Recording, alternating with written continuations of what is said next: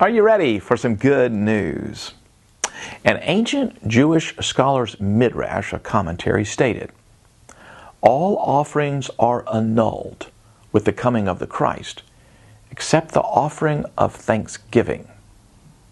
It's utterly fascinating. Here's today's text. So Jesus also suffered outside the gate in order to sanctify the people through his own blood. Therefore let us go to him outside the camp and bear the reproach he endured. For here we have no lasting city, but we seek the city that is to come.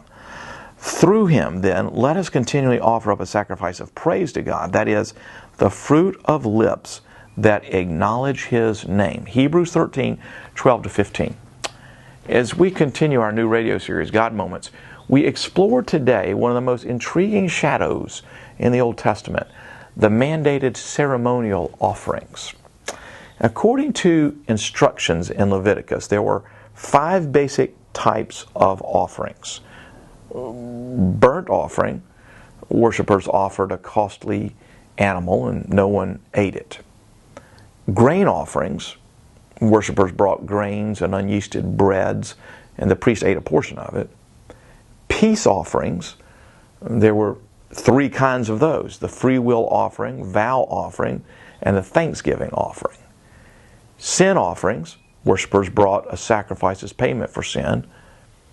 And finally, trespass offerings, like the sin offering, but enacted by worshipers specifically in the case of monetary fraud. So 5 different ones and 3 within the peace offerings. The entire religious and cultural life of Israel revolved around these offerings and sacrifices. You could think of an offering as the general heading and the sacrifice of an animal as sort of the subheading of that. In other words, an offering might refer to grain or an animal. A sacrifice referred to a live animal being slain.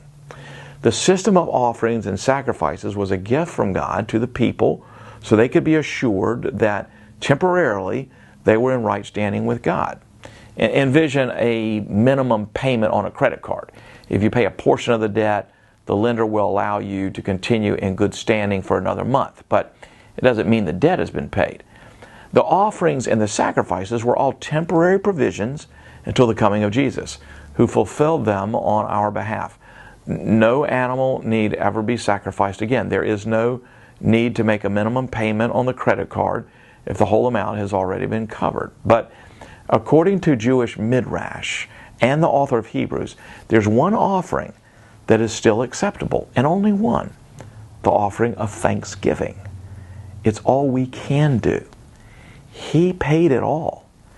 All we can do is say, thank you. And that's the gospel. Well, that's today's daily devotional, and if you miss this broadcast, you can find it.